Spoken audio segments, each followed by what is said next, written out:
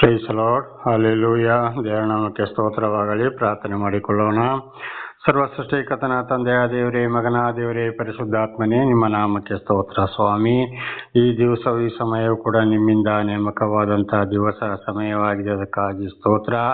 ಈ ದಿವಸದ ಸಂದೇಶದ ಭಾಗವನ್ನು ಕೂಡ ಹೇರಳವಾಗಿ ಆಶೀರ್ವದಿಸಿರಿ. ನಿಮ್ಮ ಪವಿತ್ರ ಆತ್ಮರ ಮೂಲಕ ನಡೆಸಲು ಸಹಾಯ ಮಾಡುವುದಕ್ಕಾಗಿ ಸ್ತೋತ್ರ. ಯೇಸುವಿನ ನಾಮದಲ್ಲಿ ಪ್ರಾರ್ಥಿಸಿದ್ದೇನೆ, ನಮ್ಮ ತಂದೆಯೇ, ಆಮೇನ್. ಇದನ್ನು ಕೇಳುತ್ತಿರುವಂಥ ನನ್ನ ಸಹೋದರ ಸಹೋದರಿಯರೇ, ಅದರಲ್ಲಿ ವಿಶೇಷವಾಗಿ ಸಹೋದರಿಯರೇ, ನಿಮಗೆ ನನ್ನ ಹೃದಯಪೂರ್ವಕವಾದಂಥ ನಮಸ್ಕಾರಗಳು. ಈ ದಿವಸದ ಸಂದೇಶದ ಭಾಗವು ಕೂಡ ಅಲಂಕರಿಸಿಕೊಳ್ಳಬಾರದು ಸ್ತ್ರೀಯರು ಭಾಗ 2. ಅಲಂಕರಿಸಿಕೊಳ್ಳಬಾರದು ಸ್ತ್ರೀಯರು ಭಾಗ 2. ದೇವರ ನಾಮಕ್ಕೆ ಸ್ತೋತ್ರವಾಗಲಿ. ವಚನದ ಕಡೆಗೆ ಹೋಗೋಣ. 1 ತಿಮೋಥಿ 2ನೇ ಅಧ್ಯಾಯ 9 ಮತ್ತು 10ನೇ ವಚನ. 1 ತಿಮೋಥಿ 2ನೇ ಅಧ್ಯಾಯ 9 ಮತ್ತು 10ನೇ ವಚನ. ಹಾಗೆ ಸ್ತ್ರೀಯರು ಮಾನಸ್ಥರಾಗಿಯೂ ಡಂಬವಿಲ್ಲದವರಾಗಿ ಇದ್ದು ಮರ್ಯಾದೆಗೆ ತಕ್ಕ ಉಡುಪನ್ನು ಉಟ್ಟುಕೊಳ್ಳಬೇಕೆಂದು ಅಪೇಕ್ಷಿಸುತ್ತೇನೆ. ದೇವರ ನಾಮಕ್ಕೆ ಸ್ತೋತ್ರವಾಗಲಿ. ಅಪೊಸ್ತಲನಾದ ಪೌಲನು ತಿಮೋಥಿಯನಿಗೆ ಬರೆದ ಪತ್ರದಲ್ಲಿ ನೀನು ಈ ರೀತಿ ಸ್ತ್ರೀಯರಿಗೆ ಬೋಧನೆ ಮಾಡಬೇಕು ಅಂತೇಳಿ ತಿಮೋಥಿಯನಿಗೆ ಹೇಳಿದ್ದಾರೆ. ಅದೇ ರೀತಿಯಲ್ಲಿ ಇವತ್ತು ನನ್ನ ಮೂಲಕವೂ ಕೂಡ ನಿಮಗೆ ತಿಳಿಯಪಡಿಸಿದ್ದಾರೆ. ಹಾಗೆ ಅಂದರೆ ಏನಪ್ಪ ಅಂದರೆ, ಇಲ್ಲಿ ಸ್ತ್ರೀಯರು ಮಾನಸ್ಥರಾಗಿಯೂ ಅಂದರೆ ಅವರವರ ಮಾನ ಮರ್ಯಾದೆಯನ್ನು ಕಾಪಾಡಿಕೊಳ್ಳಬೇಕು, ಗೌರವವನ್ನು ಉಳಿಸಿಕೊಳ್ಳಬೇಕು. ಡಂಬವಿಲ್ಲದವರಾಗಿಯೂ, ಯಾವುದೇ ಕಾರಣಗಳು ಹೇಗೆ ಇದ್ದರೂ, ಹೇಗೆ ಯಾವ ರೀತಿಯಲ್ಲಿದ್ದರೂ ಕೂಡ ತಮ್ಮನ್ನು ತಾವೇ ಹೆಚ್ಚಿಸಿಕೊಳ್ಳಬಾರದು. ನಾನು ಇತರ ಸ್ತ್ರೀಯರಿಗಿಂತ ಭಿನ್ನಳು, ನಾನು ಹಾಗೆ ಹೀಗೆ ಅಂತ ಹೇಳುವಂಥದ್ದು ಇರಬಾರದು. ಇದ್ದು ಅಂದರೆ ತನ್ನನ್ನು ತಾನೇ ತಗ್ಗಿಸಿಕೊಳ್ಳಬೇಕು. ಮನೆಯಲ್ಲಿ ಯಾವುದೇ ಪುರುಷರ ಮುಂದೆ ಆಗಲಿ, ಗಂಡಂದಿರ ಮುಂದೆ ಆಗಲಿ, ಯಾರ ಮುಂದೆಯೂ ಕೂಡ ಇದ್ದು ಮರ್ಯಾದೆಗೆ ತಕ್ಕ ಉಡುಪನ್ನು ಉಟ್ಟುಕೊಳ್ಳಬೇಕೆಂದು ಅಪೇಕ್ಷಿಸ್ತೇನೆ. ಮರ್ಯಾದೆಗೆ ತಕ್ಕಾದ ಉಡುಪು ಯಾವುದಪ್ಪ ಅಂದರೆ, ಖಂಡಿತವಾಗಿ ಇವತ್ತು ಏನಾಗಿದೆ ಅಂದಪ್ಪ, ಮೈ ತುಂಬ ಬಟ್ಟೆ, ಶರೀರದ ಅಂಗಾಂಗಗಳು ಯಾವುದು ಹೊರಗಡೆ ಕಾಣಬಾರದು. ಉದಾಹರಣೆಗೆ ಇವತ್ತು ನಮ್ಮ ಭಾರತ ದೇಶದಲ್ಲಿ, ಇಡೀ ವರ್ಲ್ಡಲ್ಲಿ ಒಂದು ವರ್ಗದ ಜನರು, ಅವರಲ್ಲಿ ವಯಸ್ಸಾದವರು ಯಾರು, ಯೌವನಸ್ಥರು ಯಾರು ಅಂತಲೇ ಗೊತ್ತಾಗೋದಿಲ್ಲ. ಆದ್ದರಿಂದ ಅವರವರ ಮಾನ ಮರ್ಯಾದೆಯನ್ನು ಚೆನ್ನಾಗಿ ಕಾಪಾಡಿಕೊಳ್ಳುತ್ತಲೇ ಇದ್ದಾರೆ. ಹಾಗೆ ನೋಡುವಾಗ ಇವತ್ತಿನ ಈ ಒಂದು ಇದು ಲೋಕದ ಪರಿಸ್ಥಿತಿ, ಈ ಬಟ್ಟೆಗಳನ್ನು ಹಾಕಿಕೊಳ್ಳಬಾರದು. ಉದಾಹರಣೆಗೆ ಅರ್ಧಂಬರ್ಧ ಬಟ್ಟೆ, ಇವತ್ತು ಮದುವೆಯಾಗಿ ಒಂದು 2 ಮಕ್ಕಳು 3 ಮಕ್ಕಳಾದರೂ tight pant, jeans pant, T shirt, ಬನೀನನ್ನು ಹಾಕ್ಕೊಂಡು, ಆಪು ಲಂಗವನ್ನು ಹಾಕ್ಕೊಂಡು ನಾವು ಇವತ್ತು ಮರ್ಯಾದನ್ನು ಕಾಣ್ತಾ ಇದ್ದೇವೆ. ಕಾರಣ ಇದು ಬಹಳ ಒಂದು ಅಸಹ್ಯ. ಶರೀರದ ಅಂಗಾಂಗಗಳು ಕೂಡ ಹೊರಗಡೆ ಕಾಣುವಂಥದ್ದು.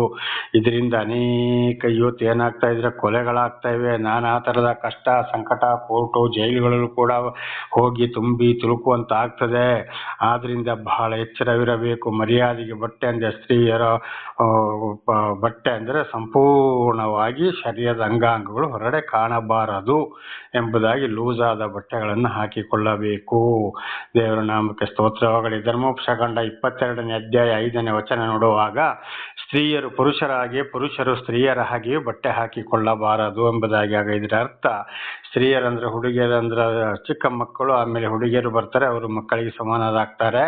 ಸ್ತ್ರೀಯರಂದ್ರೆ ವಿಶೇಷವಾಗಿ ಒಂದು ಅಂದಾಜು 15 ವರ್ಷದ ಮೇಲೆ, ವಿಶೇಷವಾಗಿ 18 ವರ್ಷದಿಂದ ಮೇಲೆ, ಅದರಲ್ಲಿ ಮದುವೆಯಾದವರು ಸ್ತ್ರೀಯರು ಅಂತೂ 16 ವರ್ಷದಿಂದ ಮೇಲೆ, ಅದರಲ್ಲಿ ವಿಶೇಷವಾಗಿ 18 ವರ್ಷದ ಮೇಲೆ ಮೈ ತುಂಬ ಬಟ್ಟೆಯನ್ನು ಹಾಕಿಕೊಳ್ಳಬೇಕು. ಆದ ಕಾರಣ ಇವತ್ತು ನಾವೊಂದು ಅಸಹ್ಯ ಬಟ್ಟೆಗಳನ್ನ ನಾವು ನೋಡ್ತಾ ಇದ್ದೀವಿ, ನಾನಾ ಥರದ ಬಟ್ಟೆಗಳು. ಇದರಿಂದ ಏನಾಗ್ತದೆ, ಅನೇಕ ಹುಡುಗಿಯರು ಸ್ತ್ರೀಯರು ಕೆಟ್ಟು ಹೋಗ್ತವೆ. ಇಲ್ಲಿ ಪ್ರೀತಿ ಪ್ರಾರಂಭವಾಗುವಂಥದ್ದು, ಕಡೆಗೆ ಅದೇ ಪ್ರೀತಿ, ಅದೇ ಸ್ಟೈಲು, ಅಲಂಕಾರಗಳು ಎಲ್ಲೆಲ್ಲಿಗೋ ತಗೊಂಡು ಹೋಗ್ತದೆ. ಆದರೆ ಎಲ್ಲ ದೇವರಿಗೆ ಬೇಸರ. ಅಂಥವ್ರನ್ನ ದೇವರು ತಳ್ಳಿಬಿಟ್ಟಿದ್ದೇನೆ ಎಂಬುದಾಗಿ ಕೂಡ ದೇವರ ವಾಕ್ಯ ತಿಳಿಸಲ್ಪಡ್ತದೆ. ದೇವರ ನಾಮಕ್ಕೆ ಸ್ತೋತ್ರವಾಗಲಿ. 10ನೇ ವಚನ.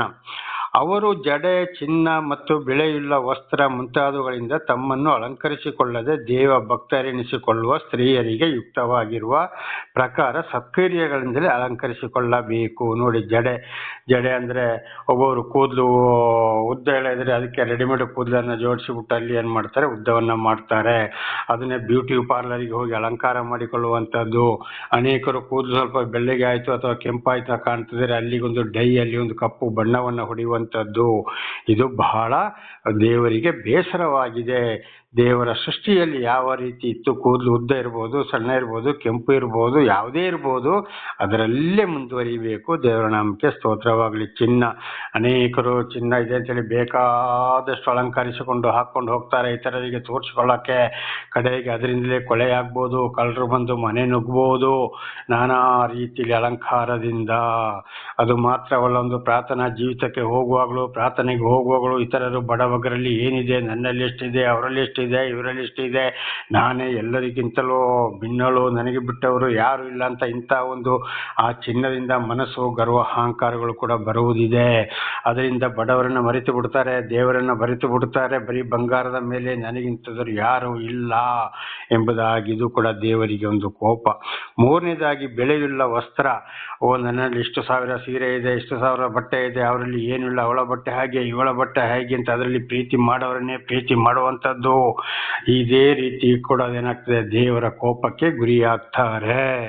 ಆದ್ರಿಂದ ಎಲ್ಲವನ್ನ ತನ್ನನ್ನು ತಾನೇ ತಗ್ಗಿಸಿಕೊಳ್ಳಬೇಕು. ಜಡ ಅಲಂಕಾರ ಮಾಡಿಕೊಳ್ಳಬಾರ್ದು. ಚಿನ್ನ ಎಷ್ಟೇ ಇದ್ರೂ ಮನೆಯಲ್ಲಿ ಇಟ್ಟುಕೊಳ್ಳಿ. ಚಿಕ್ಕದಾಗಿ ವಾಲೆ, ಒಂದು ಚೈನು ಚಿಕ್ಕದಾಗಿ ಹಾಕೊಳ್ಳಿ. ಚಿಕ್ಕದಾದ ಸಾಧಾರಣ ಬಟ್ಟೆಯನ್ನು ಹಾಕೊಂಡು ಪ್ರಾರ್ಥನಾ ಕೂಟಗಳಿಗೆ ಅಲ್ಲಿ ಹೋಗುವಂಥದ್ದನ್ನು ಮಾಡಿಕೊಳ್ಳಿ. ಅಲಂಕರಿಸಿಕೊಳ್ಳಬಾರದು. ದೇವ ಭಕ್ತರೆನಿಸಿಕೊಳ್ಳುವ ಸ್ತ್ರೀಯರಿಗೆ ಯುಕ್ತವಾಗಿರುವ ಪ್ರಕಾರ ಸಕ್ರಿಯೆಗಳಿಂದ ಅಲಂಕಾರ. ಸರಿಯಾಗಿ ದೇವರಿಗೆ ಅರ್ಪಿಸಿಕೊಟ್ಟಂತ ದೇವ ಭಕ್ತರು ಏನ್ ಮಾಡ್ತಾರೆ, ಹೆಚ್ಚಿಸಿಕೊಳ್ಳದೆ ಇರುವುದನ್ನು ಶುದ್ಧ ಮಾಡಿಕೊಂಡು ತನ್ನನ್ನೇ ತಾನೇ ತಗ್ಗಿಸಿಕೊಂಡು ಇದ್ದರೂ ಕೂಡ ಅದನ್ನು ಎಷ್ಟು ಉಪಯೋಗಿಸಬೇಕು ಅಷ್ಟೇ ಅದರಲ್ಲಿ ಮನಸ್ಸು ಕೊಡದೆ ಏನ್ ಮಾಡ್ತಾರೆ, ಅದರಲ್ಲಿ ಜೀವ ಸತ್ಕಾರ್ಯ ಮಾಡಿಕೊಳ್ಳುವವರಾಗಿದ್ದಾರೆ. ದೇವರ ವಾಕ್ಯದಲ್ಲಿ ಅವರು ಸತ್ಕರಿಸಿಕೊಳ್ಳುತ್ತಿದ್ದಾರೆ. ಈ ರೀತಿಯಲ್ಲಿ ಜೀವಿಸಿದರೆ ಮಾತ್ರ ಅಂತ ಸ್ತ್ರೀಯರಲ್ಲಿ ಮಾತ್ರ ಸ್ತ್ರೀಯರ ಮೇಲೆ ದೇವರಿಗೆ ಒಂದು ಪ್ರೀತಿ. ಈಗ ಉದಾಹರಣೆ, ಅಬ್ರಹಾಮ್ ಒಂದು ದೊಡ್ಡ ಐಶ್ವರ್ಯವಂತ, ಸಾರಳು ಏನಾದರೂ ಅಲಂಕಾರ ಮಾಡ್ಕೊಂಡ್ಲೋ, ಇಸಾಕನು ಐಶ್ವರ್ಯವಂತ, ರೆಬೆಕ್ಕಳು ಏನಾದರೂ ಅಲಂಕಾರ ಮಾಡಿಕೊಂಡ್ಲೋ, ಇಲ್ಲ ಜೋಸಫನ ಹೆಂಡತಿ ಮರಿಯ ಏನಾದರೂ ಅಲಂಕಾರ ಮಾಡಿಕೊಂಡ್ಲೋ, ಜಕರಿಯನ ಹೆಂಡತಿ ಎಲಿಜಬೆತ್ ಏನಾದರೂ ಅಲಂಕಾರ ಮಾಡಿಕೊಂಡ್ಲೋ, ಏನು ಮಾಡಿಕೊಳ್ಳಿಲ್ಲ. ನನ್ನ ಸಹೋದರ, ನನ್ನ ಸಹೋದರಿಯರ ದೇವರ ನಾಮಕ್ಕೆ ಸ್ತೋತ್ರವಾಗಲಿ. ಅದೇ ರೀತಿ ತನ್ನನ್ನು ತಾನೇ ಬಡತನದಲ್ಲಿ ತನ್ನನ್ನು ತಾವೇ ತಗ್ಗಿಸಿಕೊಂಡು ನಾವು ಜೀವಿಸುವುದೇ ದೇವರಿಗೆ ಪ್ರೀತಿಯಾದದ್ದು. ದೇವರ ನಾಮಕ್ಕೆ ಸ್ತೋತ್ರವಾಗಲಿ. ಹಾಗೆ ಮುಂದಿನ ವಚನಗಳಿಗೆ ಹೋಗೋಣ. 1 ಪೇತ್ರ 3:1-6. 1 ಪೇತ್ರ 3:1-6. ಅದೇ ರೀತಿ ಸ್ತ್ರೀಯರೇ, ನಿಮ್ಮ ಗಂಡಂದಿರಿಗೆ ಅಧೀನರಾಗಿರಿ. ಅವರಲ್ಲಿ ಕೆಲವರು ದೇವರ ವಾಕ್ಯಕ್ಕೆ ಅವಿಧೇಯರಾಗಿದ್ದರೂ ನೀವು ನಿರ್ಮಲರಾಗಿಯೂ ಭಯಭರಿತರಾಗಿಯೂ ನಡೆದುಕೊಳ್ಳುವುದನ್ನು ಅವರು ನೋಡಿ ವಾಕ್ಯೋಪದೇಶವಿಲ್ಲದೆ ತಮ್ಮ ಹೆಂಡತಿಯರಾದ ನಿಮ್ಮ ನಡತೆಯಿಂದಲೇ ಸನ್ಮಾರ್ಗಕ್ಕೆ ಬಂದರು. ದೇವರ ನಾಮಕ್ಕೆ ಸ್ತೋತ್ರವಾಗಲಿ. ನೋಡಿ, ಹೆಂಡತಿಯರ ಈ ಒಂದು ಅಲಂಕಾರಗಳು ಇಲ್ಲದೆ ಗಂಡಂದಿರ ಮೇಲೆ ಅಧಿಕಾರ ಚಲಾಯಿಸಕ್ಕೆ ಹೋಗದೆ ಅವರ ಪ್ರೀತಿ, ಸಾಧುತ್ವ, ತನ್ನನ್ನು ತಾನೇ ತಗ್ಗಿಸಿಕೊಂಡು ಅವರಿಗೆ ಸಮಾಧಾನ, ಶಾಂತಿಯನ್ನ ಹೇಳಿಕೊಂಡು ದೇವರ ವಾಕ್ಯದ ಪ್ರಕಾರ ಅವರನ್ನ ಮಾತನಾಡಿಕೊಂಡು ಹೋದ್ರೆ, ಒಂದು ವೇಳೆ ದೇವರ ಬಳಿಗೆ ಬರದಂತ ಆಗ ಗಂಡಂದಿರು ಕೂಡ ಏನ್ ಮಾಡ್ತಾರೆ, ಈ ಹೆಂಡತಿಯನ್ನ ನೋಡಿಕೊಂಡು ಪ್ರೀತಿ ನೋಡ್ಕೊಂಡು ಆ ಪ್ರೀತಿಯಿಂದ ದೇವರ ಬಳಿಗೆ ಬರುವಂತ ಅವಕಾಶವಿದೆ. ಅನೇಕರು ಹೆಂಡತಿಯರಿಂದಾಗಿ ಇವತ್ತು ಏನಾಗ್ತಾ ಇದ್ದಾರೆ, ದೇವರಿಂದ ದೂರ ಹೋಗ್ತಾ ಇದ್ದಾರೆ. ಜಡೆ ಹೆಣಿದುಕೊಳ್ಳುವುದು, ಚಿನ್ನದ ಒಡವೆಗಳನ್ನು ಇಟ್ಟುಕೊಳ್ಳುವುದು, ವಸ್ತ್ರಗಳನ್ನು ಧರಿಸಿಕೊಳ್ಳುವುದು, ಈ ಮೊದಲಾದ ಹೊರಗಣ ಶೃಂಗಾರವೇ ನಿಮ್ಮ ಅಲಂಕಾರವಾಗಿರಬಾರದು. ನೋಡಿ, ಬರೀ ಜಡೆ ಮೇಲೆ, ಬಟ್ಟೆ ಮೇಲೆ, ಚಿನ್ನದ ಒಡವೆಗಳ ಮೇಲೆ ಅಲಂಕಾರ ಅಲ್ಲ, ದೇವರ ವಾಕ್ಯದ ನಡೆ, ನುಡಿ, ಕ್ರಿಯೆಗಳ ಮೇಲೆ ಅಲಂಕಾರ. ಇದನ್ನು ಇತರರು ನೋಡಿ ದೇವರ ಬಳಿಗೆ ಬರುವಂತಾಗಬೇಕು. ತನ್ನ ಗಂಡಂದಿರು ಕೂಡ ದೇವರ ಬಳಿಗೆ ಬರುವಂತಾಗಬೇಕು. ದೇವರ ವಾಕ್ಯದಲ್ಲಿ ಅಲಂಕಾರ ಮಾಡಿಕೊಳ್ಳಬೇಕು. ಈ ಲೋಕದ ನಶಿಸಿ ಹೋಗುವ ಅಲಂಕಾರ ಇರಬಾರದು. 5ನೇ ವಚನ. ಸಾತ್ವಿಕವಾದ ಶಾಂತ ಮನಸ್ಸು ಎಂಬ ಒಳಗನ ಭೂಷಣವೇ ನಿಮ್ಮ ಅಲಂಕಾರವಾಗಿರಲಿ. ಇದು ಶಾಶ್ವತವಾದದ್ದು, ದೇವರ ದೃಷ್ಟಿಗೆ ಬಹಳ ಬೆಲೆಯುಳ್ಳದ್ದು ಆಗಿದೆ. ನೋಡಿದ್ವಿ, ಪೂರ್ವಕಾಲದಲ್ಲಿ ದೇವರ ಮೇಲೆ ನಿರೀಕ್ಷೆ ಇಟ್ಟ ಭಕ್ತೆಯರಾದ ಸ್ತ್ರೀಯರು ಸಹ ಹೀಗೆ ತಮ್ಮನ್ನು ಅಲಂಕರಿಸಿಕೊಂಡರು. ಅವರು ತಮ್ಮ ತಮ್ಮ ಗಂಡಂದರಿಗೆ ಅಧೀನರಾಗಿದ್ದು ಯಾವ ಭೀತಿಗೂ ಗಾಬರಿ ಪಡೆದ ಒಳ್ಳೆಯದನ್ನೇ ಮಾಡುವವರಾಗಿದ್ದರು. ನೋಡಿ, ಅವರ ನಡೆ, ನುಡಿ, ಕ್ರಿಯೆಗಳಲ್ಲಿ ಅವರು ದೇವರನ್ನ ಅವರು ತೋರಿಸಿಕೊಟ್ರು. ಅದು ದೇವರಿಗೆ ಬಹಳ ಪ್ರೀತಿಯಾಯಿತು. ಬೆಳ್ಳಿ, ಬಂಗಾರ, ಬೆಲೆ ಬಾಳುವ ವಸ್ತುಗಳ ಮೇಲೆ, ಈ ಲೋಕದ ನಶಿಸಿ ಹೋಗುವ ಆಸ್ತಿ ಮೇಲೆ ಅವರು ಮನಸ್ಸು ಇಡಲಿಲ್ಲ. ಜೀವಿತಕ್ಕೆ ಬೇಕು, ಎಷ್ಟು ಬೇಕು ಅಷ್ಟು ಅದು ದೇವರ ಪ್ರೀತಿಯಲ್ಲೇ ಬರಬೇಕು. ಹಿಂದಿನ ದೇವರೊಂದಿಗೆ ಜೀವಿಸಿದಂಥ ಗಂಡಂದಿರ ಹೆಂಡತಿಯರು ಕೂಡ ಇದೇ ರೀತಿ ನಡ್ಕೊಂಡ್ರು. ಅದು ದೇವರಿಗೆ ಬಹಳ ಪ್ರೀತಿಯಾಯಿತು. ಸಾರಳು ಹಾಗೆ ಅಬ್ರಹಾಮನಿಗೆ ವಿಧೇಯಳಾಗಿದ್ದು ಅವನನ್ನು ಯಜಮಾನ ಎಂದು ಕರೆದಳು ಎಂದು ಬರೆದದೆ. ನೀವು ಸಾರಳ ಕುಮಾರ್ತೆಗಳಾಗಿದ್ದೀರಲ್ಲ. ನೋಡಿ ಗಂಡನ ಮಾತಿಗೆ ಒಂದು ಚೂರು ಚಾಚು ತಪ್ಪದೆ ತಾನೇ ತನ್ನನ್ನು ತಗ್ಗಿಸಿಕೊಂಡು ಗಂಡನಿಗೆ ವಿಧೇಯಳಾಗಿ ಗಂಡನನ್ನು ಯಜಮಾನ ಎಂದು ಕರೆದಳು. ಆದರೆ ಇವತ್ತು ಈ ಪರಿಸ್ಥಿತಿ ಇದೆಯೋ? ಇಲ್ಲ.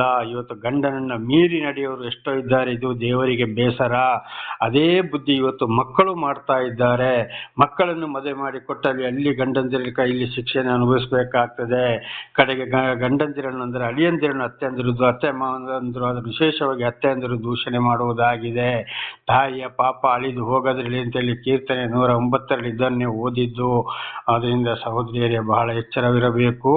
ಅಲಂಕರಿಸಿಕೊಳ್ಳದೆ ದೇವರ ವಾಕ್ಯದ ಪ್ರಕಾರ ಅಲಂಕರಿಸಿಕೊಂಡು ಗಂಡಂದಿರಿಗೆ ವಿಧೇಯರಾಗಿ ಜೀವಿಸಿ ತನ್ನ ಮಕ್ಕಳನ್ನು ಅದೇ ಮಾರ್ಗದಲ್ಲಿ ನಡೆಸುವುದನ್ನು ಕಲಿಯಬೇಕು. ಆಗ ಮಕ್ಕಳ ಆಶೀರ್ವಾದಕ್ಕೂ ಒಂದು ದಾರಿಯಾಗಿದೆ. ದೇವರ ನಾಮಕ್ಕೆ ಸ್ತೋತ್ರವಾಗಲಿ. ಹಲ್ಲೆಲೂಯಾ. ಹಾಗೆ ಮುಂದಿನ ವಚನಗಳಿಗೆ ಹೋಗೋಣ. 1 ಕೊರಿಂಥ 5:6-8.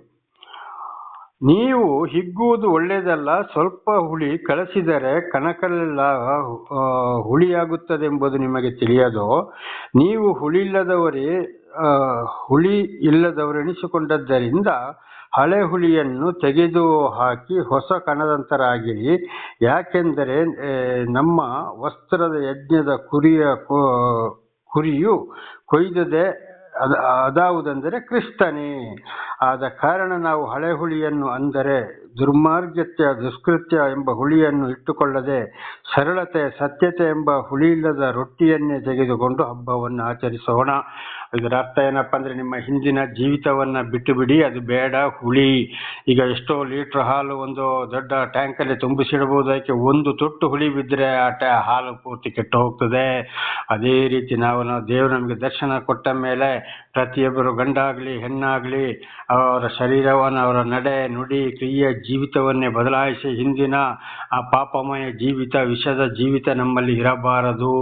ಅದಕ್ಕಾಗಿ ದೇವರು ಪರಲೋಕವನ್ನು ಬಿಟ್ಟು ಮನುಷ್ಯನ ಅವತಾರವೆತ್ತಿ ಬಂದು ರಕ್ತವನ್ನು ಸುರಿಸಿದರು. ಆ ಹಬ್ಬವನ್ನು ನಾವು ಆಚರಿಸೋಣ. ಅಂದರೆ ದೇವರ ವಾಕ್ಯಕ್ಕೆ ವಿಧೇಯರಾಗಿ ಜೀವಿಸಿ ಆಶೀರ್ವಾದ ಹೊಂದಿ ದೇವರಲ್ಲಿ ನಾವು ಸಂತೋಷ ಪಡುವುದೇ ನಮ್ಮ ಹಬ್ಬವಾಗಿದೆ. ಆದ್ದರಿಂದ ಹಳೆ ಜೀವಿತವನ್ನು ಬಿಟ್ಟು ಹೊಸ ಜೀವಿತವನ್ನು ನಾವು ಏನು ಮಾಡಬೇಕಲ್ಲಿ ಮಾರ್ಪಡಿಸಬೇಕಾಗಿದೆ. ಹೊಸ ಜೀವಿತವನ್ನು ತೆಗೆದುಕೊಳ್ಳಬೇಕಾಗಿದೆ. ಅದರಂತೆ ನಾವು ನಮ್ಮ ಜೀವಿತದಲ್ಲಿ ಉಪಯೋಗಿಸಿಕೊಳ್ಳಬೇಕಾಗಿದೆ. ಹಳೆ ಜೀವಿತವೆಲ್ಲವನ್ನು ಬಿಟ್ಟು ಹಾಕಿ ಅಂತ ಇದರ ಅರ್ಥ. ದೇವರ ನಾಮಕ್ಕೆ ಸ್ತೋತ್ರವಾಗಲಿ. ಹಲ್ಲೆಲೂಯಾ. ಹಾಗೆ ನನ್ನ ಸಹೋದರಿಯರೇ, ಇವತ್ತು ತಾಯಂದಿರವರಾದ ಇಂಥವರು ಸರಿಯಾಗಿ ನಡ್ಕೊಂಡ್ರೆ, ಅಲ್ಲಿ ಅವರ ಹೆಣ್ಣು ಮಕ್ಕಳನ್ನು ಅದೇ ಮಾರ್ಗದಲ್ಲಿ ನಡೆಸಿದರೆ ಅವರು ಕೂಡ ಅದೇ ಮಾರ್ಗದಲ್ಲಿ ನಡೀತಾರೆ.